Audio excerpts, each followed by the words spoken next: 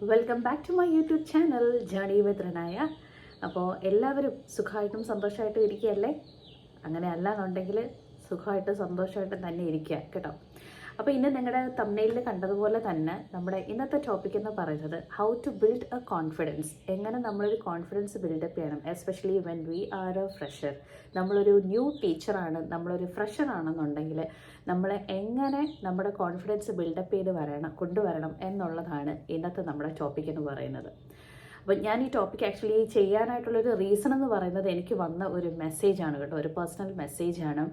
അപ്പോൾ അതിനകത്ത് ആ കുട്ടി പറഞ്ഞതെന്ന് വെച്ചിരുന്നാൽ, എനിക്ക് പറയുന്നത് പോലെ ഉണ്ട്, CV ഞാൻ ബെറ്ററായിട്ട് ചെയ്തിട്ടുണ്ട്, ഈ പറയുന്ന ക്വാളിഫിക്കേഷൻസ് എല്ലാം എനിക്കുണ്ട്, പക്ഷേ എന്നെ ഒരു ഇൻ്റർവ്യൂവിന് ആരും വിളിക്കുന്നില്ല എന്നുള്ളതായിരുന്നു ആ കുട്ടി പറഞ്ഞ ഒരു കൺസേൺ എന്ന് പറയുന്നത്.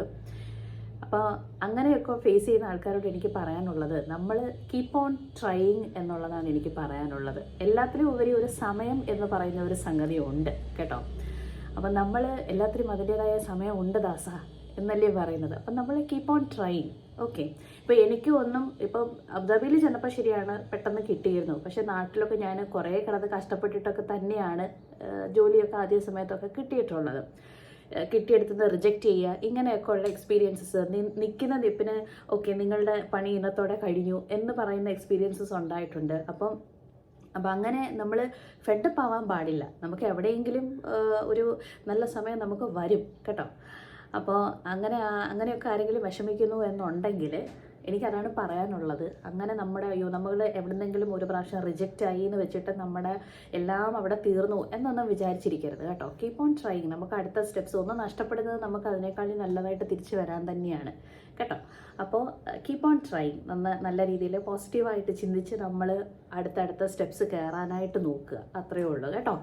അപ്പം നമുക്കിനി അധികം ഞാൻ ഒരുപാട് ബിൽഡപ്പ് ഒന്നും ഇടുന്നില്ല. അപ്പോൾ ഇന്ന് നമ്മുടെ ടോപ്പിക്ക് കാണുമല്ലോ, എങ്ങനെയാണ് നമുക്കൊരു ഫ്രഷർ ടീച്ചറിനെ, ഇത് പ്രത്യേകിച്ച് UAE-യിലാണെങ്കിലും അല്ലാതെയാണെങ്കിലും ആദ്യമായിട്ട് ടീച്ചിങ് കരിയറൊക്കെ നോക്കുന്ന ആൾക്കാർക്ക് വേണ്ടിയിട്ടുള്ള ഒരു വീഡിയോ ആണ് കേട്ടോ. നമുക്ക് എങ്ങനെ കോൺഫിഡൻസ് ബിൽഡപ്പ് ചെയ്യാം എന്നുള്ളതിനെ കുറിച്ചിട്ടുള്ള ഒരു 5-6 points from my own personal experience. Okay, അതാണ് ഇന്നത്തെ നമ്മുടെ വീഡിയോ എന്ന് പറയുന്നത്. അപ്പോൾ ഫ്രഷേഴ്സ് ആയിട്ടുള്ള ടീച്ചേഴ്സിന് കോൺഫിഡൻസ് ബിൽഡപ്പ് ചെയ്യാനായിട്ട് ഫസ്റ്റ് വേണ്ട കാര്യം എന്താണെന്ന് ചോദിച്ചിരുന്നാൽ, prepare more than you think എന്ന് തന്നെയാണ് എനിക്ക് പറയാനുള്ളത്. കാരണം വെച്ചാൽ നമ്മളൊരു ടോപ്പിക് ആദ്യമായിട്ട് ഹാൻഡിൽ ചെയ്യുമ്പോൾ നമ്മൾ കുട്ടികളോട് ഒരുപാട് ബ്ലാ ബ്ലാ ബ്ലാ പറഞ്ഞില്ല എന്നുണ്ടെങ്കിലും, പ്രത്യേകിച്ച് ഇപ്പോഴത്തെ ക്ലാസ് റൂം എന്ന് പറയുമ്പോൾ ഞാൻ എപ്പോഴും പറയാറുണ്ട്, ആക്ടിവിറ്റി ഓറിയൻറ്റഡ് ആണ്, സ്റ്റുഡൻറ്റ് ഓറിയൻറ്റഡ് ആണ്. പക്ഷേ കുട്ടികളെ ഡൗട്ട്സ് ചോദിച്ചിരുന്നാലും ഒരു 5 ഡൗട്ട്സ് ചോദിച്ചിരുന്നാലും ഒരു 3 എങ്കിലും നമുക്ക് ക്ലിയർ ചെയ്യാനായിട്ട് പറ്റിയിരിക്കണം. ഓക്കെ, അപ്പോൾ അത് നമുക്ക് കുറച്ചും കൂടി, ഇപ്പോൾ ചിലത് നമുക്ക് പറയാനായിട്ട് പറ്റിയത് വരില്ല, അപ്പോൾ അത് നമ്മൾ റെഫർ ചെയ്തിട്ട് നാളെ പറയാം എന്ന് പറയുക. പക്ഷേ ഒരു 5 ഡൗട്ട്സ് എന്തായാലും കുട്ടികൾ എങ്ങനെയൊക്കെ നോക്കിയിരുന്നാലും ചോദിക്കും. അപ്പോൾ നമ്മളൊരു 3 എങ്കിലും പറയാനായിട്ടുള്ളത് നമ്മൾ അറിഞ്ഞിരിക്കുക. അപ്പോൾ prepare more than you think. നിങ്ങൾ നാളെ ഒരു ക്ലാസ് എടുക്കാൻ പോവുകയാണ് എന്നുണ്ടെങ്കിൽ, അതിപ്പോൾ ഡെമോ ക്ലാസ് ആയാലും UAE-യിൽ പഠിപ്പിക്കാനാണെങ്കിലും നാട്ടിൽ പഠിപ്പിക്കാനാണെങ്കിലും നമ്മളോട് ഒരു ഡെമോ ക്ലാസ് എടുക്കാൻ പറയും. അപ്പം നമ്മൾ കുറച്ചൊന്ന് പ്രിപ്പയർ ചെയ്ത് തന്നെ പോവുക.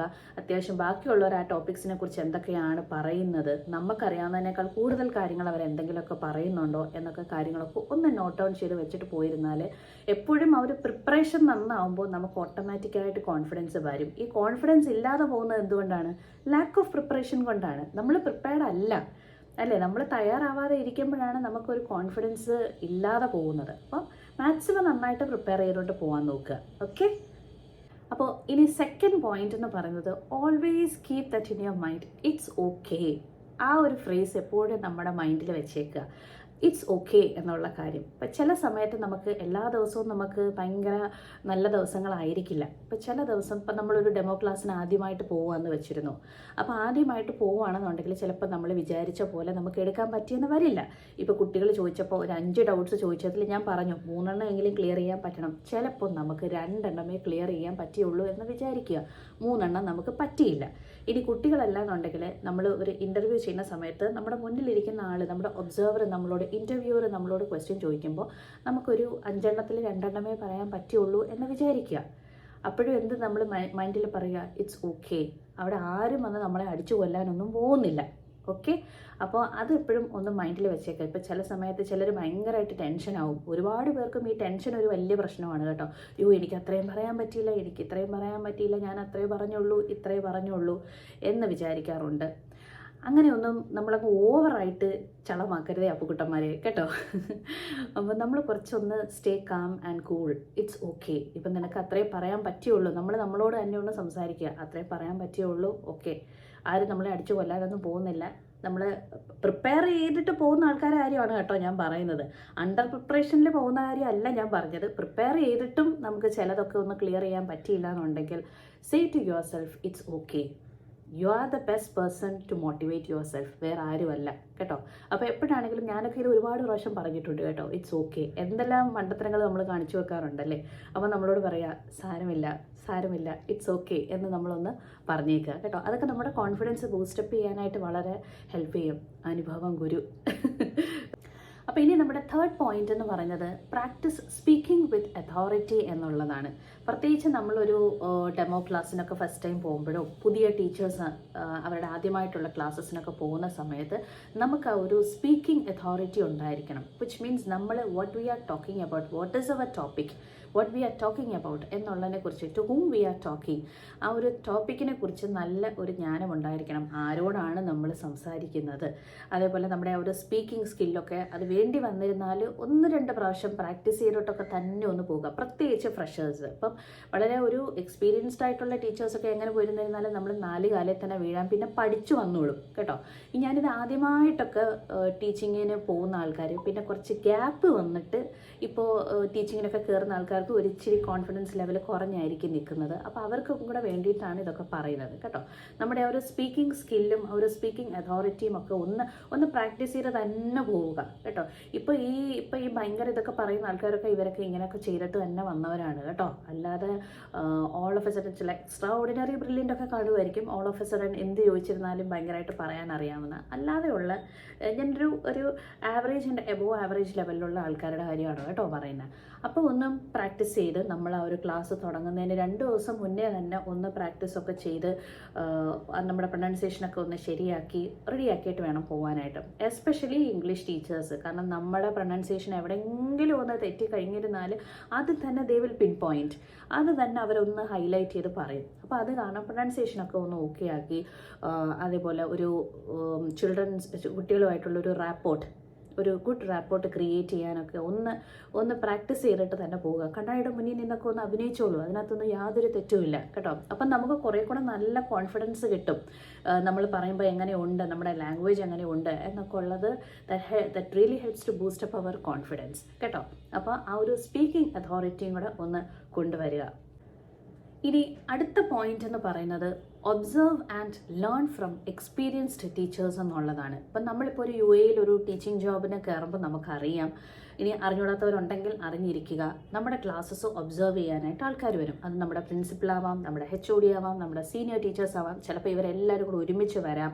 ഓക്കെ, അപ്പോൾ ഒബ്സർവ് ചെയ്യാനായിട്ട് പോകുമ്പോൾ അല്ലെങ്കിൽ നമ്മുടെ ഒബ്സർവേഷനെ നമ്മൾ ഇരിക്കുന്ന സമയത്ത് നമുക്കൊരു പക്ഷേ ആദ്യം അറിഞ്ഞുകൂടായിരിക്കും.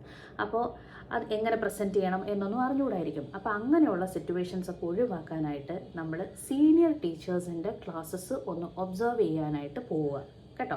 അപ്പോൾ അവർ കാണിച്ചു തരും നമുക്ക് 40 മിനിറ്റ്സിനുള്ളിൽ എങ്ങനെയാണ് ക്ലാസ്സസ് എടുത്ത് തീർക്കുന്നത്, എന്തൊക്കെ കാര്യങ്ങൾ അവർ ഹൈലൈറ്റ് ചെയ്യുന്നുണ്ട്, എങ്ങനെയാണ് അവർ കുട്ടികളുമായിട്ട് ഇൻറ്ററാക്ട് ചെയ്യുന്നത് എന്നൊക്കെ ഒന്ന് അറിയാനായിട്ട് നമ്മുടെ സീനിയർ ടീച്ചേഴ്സിൻ്റെ ക്ലാസ്സസ് ഒന്ന് ഒബ്സർവ് ചെയ്യുന്നത് വളരെ നന്നായിരിക്കും കേട്ടോ. ഞാനൊക്കെ അത് അവർ തന്നെ നമ്മളോട് സജസ്റ്റ് ചെയ്യും. ഞാനും ഡെഫിനറ്റ്ലി ഞാൻ ആദ്യമായിട്ട് UAE ചെന്ന സമയത്ത് എൻ്റെ സീനിയർ ടീച്ചേഴ്സിൻ്റെ ക്ലാസ്സസൊക്കെ ഞാൻ ഒബ്സർവ് ചെയ്തിരുന്നു. സത്യം പറയാമല്ലോ, ആ ഒബ്സർവേഷൻ കണ്ട് അയ്യോ ഞാനിതൊക്കെ ഇങ്ങനെ എടുക്കുമോ എന്നൊക്കെ ഞാൻ ചിന്തിച്ച ഒരു സമയം ഉണ്ടായിരുന്നു. പക്ഷെ അത് നമ്മൾ ഗ്രാജുവലി നമ്മൾ എടുത്ത് വരും കേട്ടോ. ആദ്യം നമ്മൾ കാണുമ്പോൾ നമുക്ക് സ്ഥലം പുതിയത്, ആൾക്കാർ പുതിയത്, അപ്പോൾ നമുക്ക് ഭയങ്കര ടെൻഷനായിരിക്കും.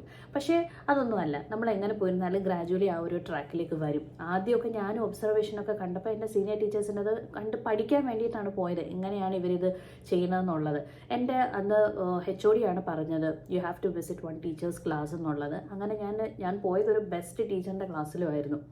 അപ്പോഴത്തേക്ക് ആദ്യം ഇതൊക്കെ കണ്ടപ്പോൾ നല്ല ടെൻഷനായിരുന്നു. ദൈവമേ, ഇതൊക്കെ എവിടെയാണ് ഞാൻ വന്ന് ചാടിയത്, ഞാൻ ഇങ്ങനെയൊക്കെ എടുക്കുമോ എന്നുള്ള ഒരു ടെൻഷൻ ആദ്യമായിട്ടും ഉണ്ടായിരുന്നു. പക്ഷേ ഗ്രാജുവലി നമ്മൾ അത് മനസ്സിലാക്കി വരുമ്പോഴേക്കും ഇത്രയ്ക്ക് ഉള്ളു കാര്യങ്ങളെന്ന് നമുക്ക് മനസ്സിലാവും കേട്ടോ. ആൾക്കാർ നമ്മൾ ഈ ഭയങ്കരമായിട്ട് പറഞ്ഞ് പേടിപ്പിക്കുന്ന പോലെയൊന്നും ഒന്നുമില്ല.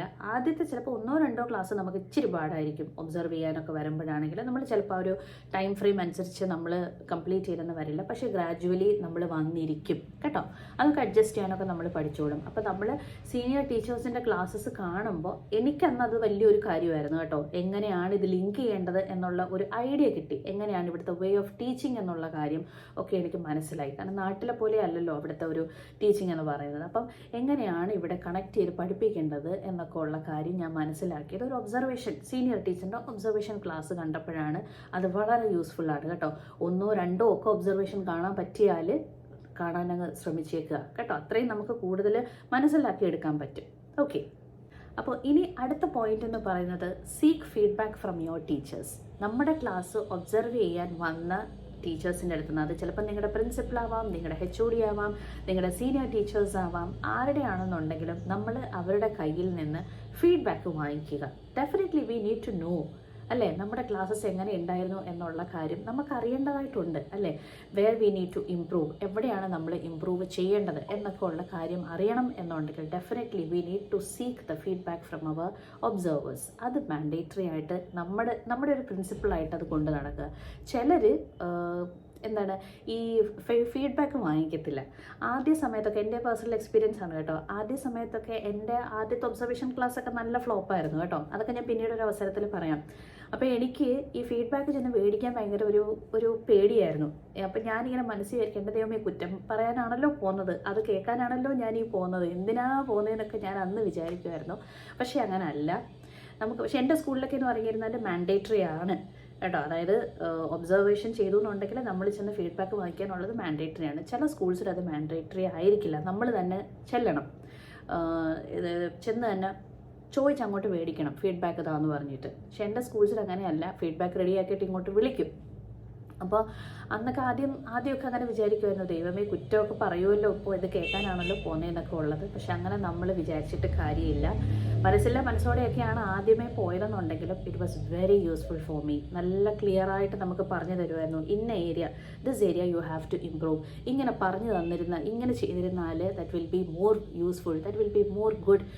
നിങ്ങളുടെ പെർഫോമൻസ് ലെവൽ ഈ രീതിയിലൊന്ന് മാറ്റി കഴിഞ്ഞിരുന്നാലെന്നൊക്കെ ഉള്ള സജഷൻസ് കിട്ടുന്നത് it was very useful for me at that time. Especially ഞാൻ UAE ചെന്നപ്പോൾ ശരിക്കും ഒരു ബിഗിനറായിട്ട് നിന്ന സമയത്ത് those feedbacks really helped me to improve my career. Okay, അപ്പോൾ അതുകൊണ്ട് നമ്മൾ ചിലപ്പോൾ വിചാരിക്കും, എന്തിനാ ഫീഡ്ബാക്ക് മേടിക്കാനൊക്കെ പോകണോ എന്ന് വിചാരിക്കും. പക്ഷെ അങ്ങനെ വിചാരിച്ചുകൊണ്ടിരിക്കരുത് കേട്ടോ.